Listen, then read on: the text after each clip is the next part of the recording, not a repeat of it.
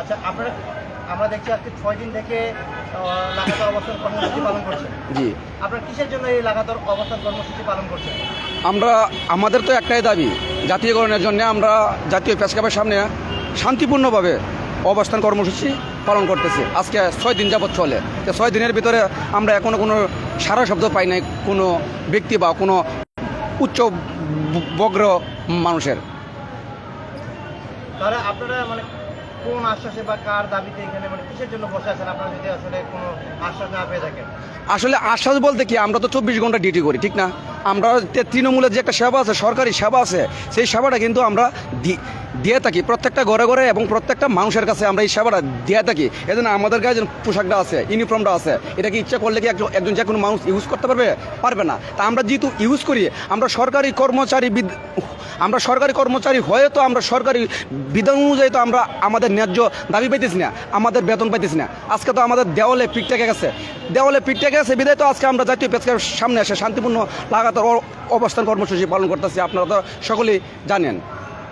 আচ্ছা দাদা, আপনাদের পোস্টের কথাগুলো একটু বলেন, যেন কি রকম পোস্টে আছেন, আপনাদের অল্প টাকা বেতন, এই বিষয়ে বললেন আপনারা কি পোস্টে আছেন, এই আপনাদের বেতন কম, পরিবার নিয়ে কেমন পোস্টে আছেন, সেই বিষয়গুলো একটু বলেন। জি, আসলে মনে করেন আমার ফ্যামিলির কথা আমি বলতেছি। আমার ফ্যামিলিতে মোট 8 জন সদস্য। আমার 5 মেয়ে আছে, আমার মা আছে, আমি আছি। আমি তো আমার মেয়েগুলোকে কিভাবে মানুষ করব, কিভাবে মানুষের মতো মানুষ করব, সেই মানে মানে খুব খুব কষ্ট লাগে, ভীষণ কষ্ট লাগে বিধায় কিন্তু আজকে এই জায়গায় আইছি। ক্যামেরার সামনে কথা করাই একটা স্টাফ বিষয়, বলতেই পারতেছি না। তারপরে চেষ্টা করেন। আচ্ছা, এগুলা কাটে দেন, হ্যাঁ, লাইভে আছেন। আসলে সুপ্রিয় ভাই বন্ধুগণ, আমি হচ্ছি বাটি বাংলার একজন ছেলে। আমি কোনোদিন ঢাকায় আসি না, এই ফার্স্ট ঢাকা। আসলে আমার আবেগটা আমি আপনাদের সামনে ভালোভাবে উপস্থাপন করতে পারতেছি না। আমার জীবনে কোনোদিন লাইভে আসি নাই, এই ফার্স্ট লাইভে মনে করেন মিডিয়ার সামনে। আমার যদি ভুলভ্রান্তি কিছু হয়ে যায়, আমাকে ক্ষমার দৃষ্টিতে আপনারা সকলেই দেখবেন। আমি আজকে আমার ফ্যামিলি নিয়ে খুব কষ্টের মধ্যে আছি, বিশ্বাস করেন।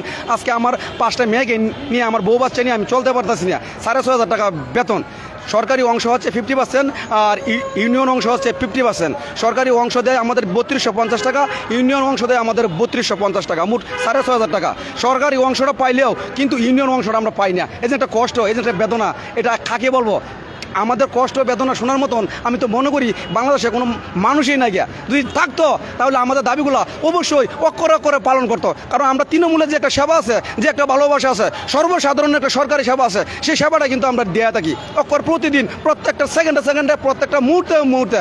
রাতে 2টা 3টা নাই, কিন্তু তার বিনিময়ে আমরা কি পাই? আমরা তো কিছুই পাইতেছি না পারতেছি আমাদের ছেলে মেয়েকে ভালো একটা স্কুলে পড়াশোনা করাতে না পারতেছি, একটা খাতাও কিনে দিতে না ঠিক মতন। তা আমরা কী করবো আপনারা বলুন?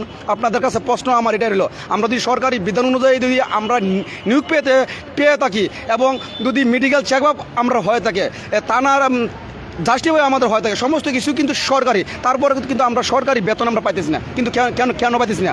ব্যর্থতা, এই যে একটা ব্যর্থতা, এই ব্যর্থতাটা কি ব্যর্থতা যদি আমাদের হয়ে থাকে, বা আমরা যদি ডিউটি না করি, আমরা যদি অযথাভাবে ঘোরাঘুরি করি, তা আমাদেরকে চাকরি থেকে বাদ দিয়ে দিই। কথাটা তো সঠিক বলতেছি। আর যদি আমরা 24 ঘন্টা ডিউটি করে থাকি আর তৃণমূলে যদি আমরা সেবা দিয়ে থাকি সর্বসাধারণ মানুষের মাঝে, তাহলে আমাদেরকে জাতীয়করণ দিক। আমার প্রশ্ন হচ্ছে এটা, মানবতারমা উনি আজকে বাংলাদেশকে ডিজিটাল থেকে স্মার্ট রূপে রূপান্তরিত করেছে, এটা আমরা সকলেই জানি। আচ্ছা দাদা, আপনার চোখে পানি চলে এসেছে, কি কারণে আপনার চোখে পানি চলে এসেছে? আসলে চোখে তো 24 ঘন্টায় পানি আসে। চোখে তো রাত যখন ঘুমায় বালিশের মধ্যে, তখন রাত ভরে চোখে তো পানি পড়ে, রাইতে ভরে পানি পড়ে। আমাদের কান্নার তো কেউ দেখার নাই। আজকে 2-1টা লোক থাকতো আমাদের কান্নার চোখের পানি যদি একটু মূল্যায়ন করতো কোনো মানুষ বা কোনো ব্যক্তি, তাহলে তো মন সার্থক মানতাম। তাও তো আমাদের দেখার কোনো বিষয় নেই। আজকে আমরা এই আন্দোলন বা এই মানববন্ধন বা এই কর্মসূচি পালন করে আসতেছি, তো আজ থেকে না, বহু বছর ধরে, বহুদিন ধরে। তারপরে তো এই সময়ের বাংলাদেশে, স্মার্ট বাংলাদেশে তো আমাদের কোনো দামি মূল্য আছে বলে আমি মনে করি না। দাম থাকলে তাহলে ঠিকই আমাদের ন্যায্য দাবি আমরা অবশ্যই পাইতাম। আচ্ছা, আপনাদের কেন মূল্যায়ন করা হচ্ছে? এটা কি বলবো? আসলে আমাদের ব্যর্থতাটা কি?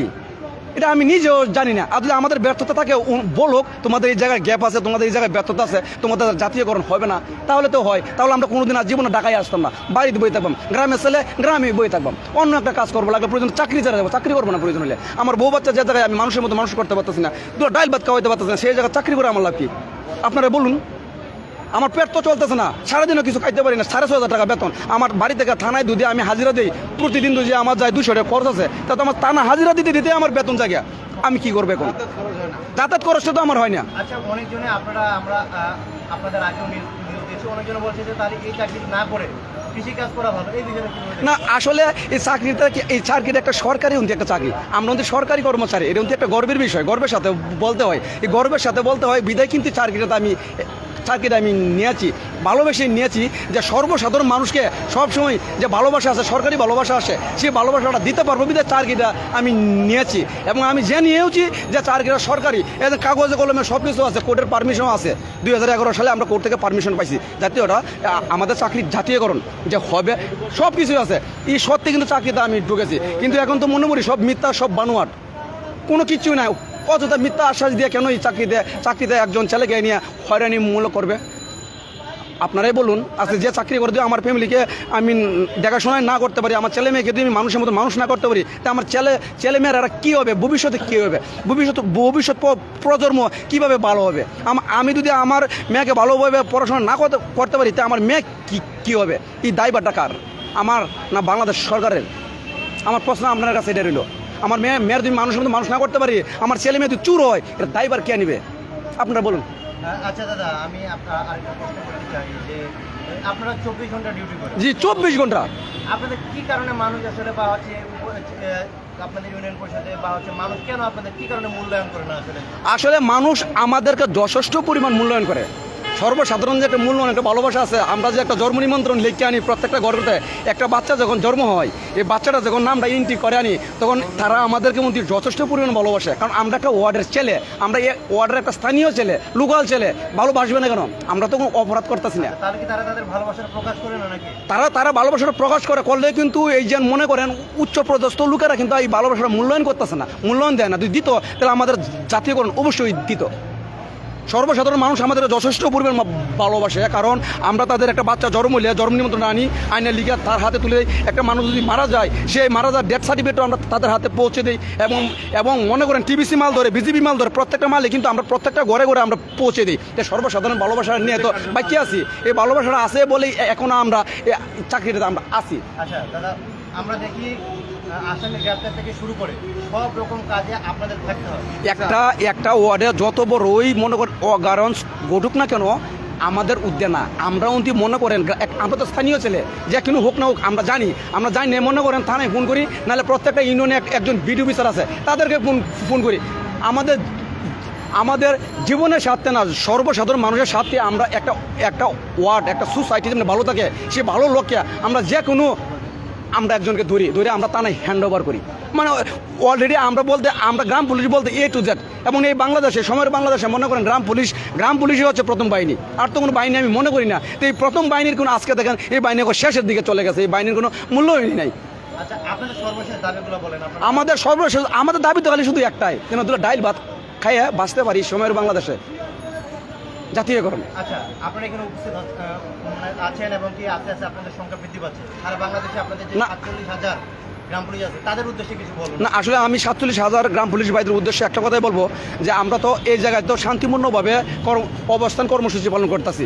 আমরা একজন যাইতেছে, একজন আইতেছে, কারণ আমরা সরকারি ডিউটি করি। শত কিছুর পরও আমরা সরকারি কর্মচারী, সরকারি ডিউটি করি, সরকারি কাজে যেন কোনো বাধা সৃষ্টি না হয় সেই চেষ্টা কিন্তু আমরা করব।